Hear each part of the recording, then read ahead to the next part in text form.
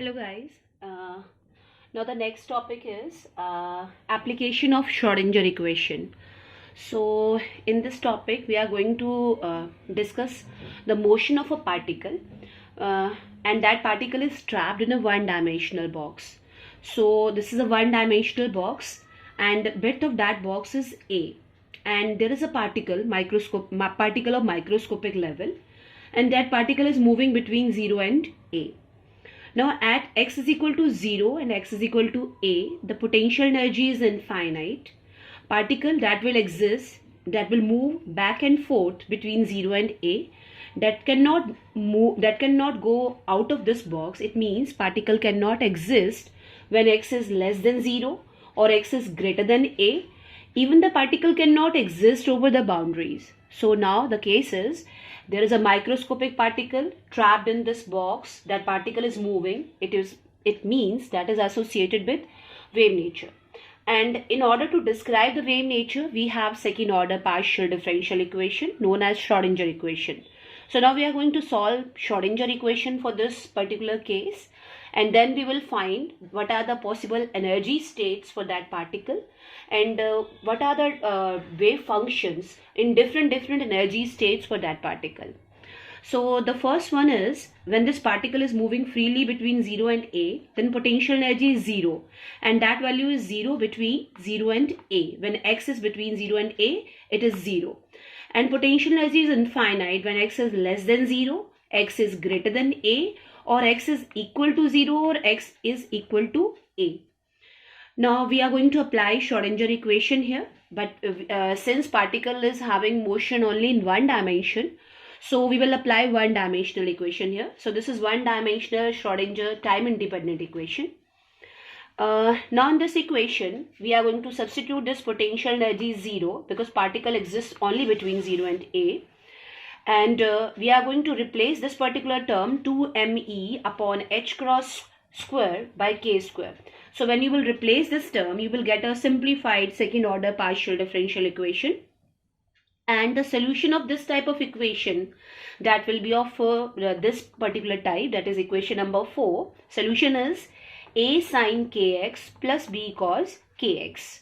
So now this is the wave function. Equation number 4 represents the wave function, but the only problem is we have two unknown constants here, a and b. This equation is representing the wave function except two unknown parameters, unknown constants. So we can find these two unknown constants by using the boundary conditions. So here we are having two boundaries, one at x is equal to 0 and the second one is at x is equal to A. Since particle cannot exist at 0 as well as A, so mathematically you can write that this probability of finding the particle is 0 when x is 0 and x is A.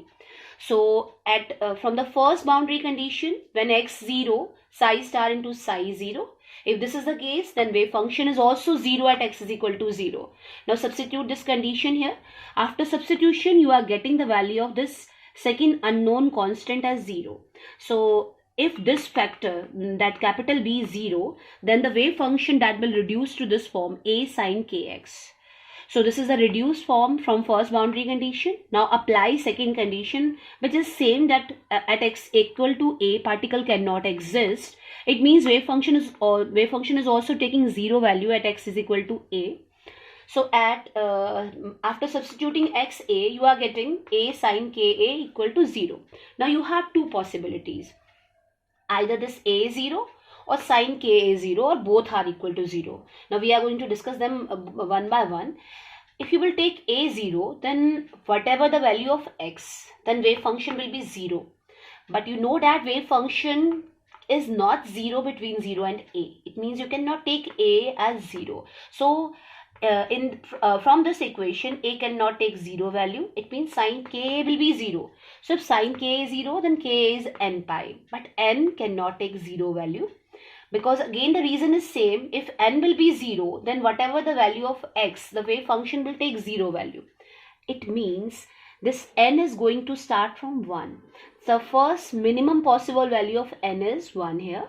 So if k is n pi upon a, then k square will be n square pi square upon a square, and you have substituted this k square as 2me upon h cross square. So we are equating these two values of k square, and we are getting this E equals to n square h square upon 8m a square. So since this energy is dependent upon n here, for different values of n, you are getting different values of E. So you can write this expression as En. So this will represent energy eigenvalues for this particle when it is trapped in this box. It means when particle is present within this box, then it can exist in certain well-defined energy states, and the energy of those states is given by equation number 8.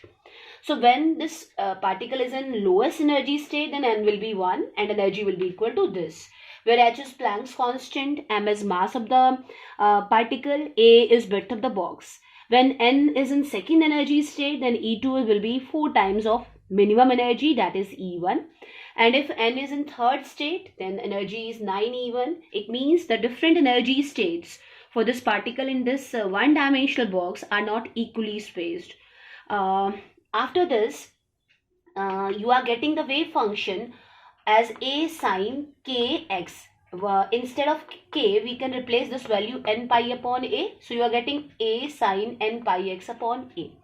So you have this wave function from second boundary condition, but still a is unknown here. So in order to find the value of a, you have to apply the normalization condition. And according to normalization condition, since particle exists between 0 and a, so the total probability of finding the particle between 0 and a is 100%, that is 1. So mathematically you can write that as integration over psi star and psi from 0 to a is 1. After substitution and solving, you are getting the value of that unknown constant a in terms of known parameters as root 2 by a. So substitute this value in equation number 9 and you are getting this wave function, and I am putting here n in the subscript. Reason is again for different values of n, this wave function will take different values. So when the particle is in first energy state, this will be the energy and this will be the wave function. When particle is in second energy state, then this will be the energy and this will be the wave function.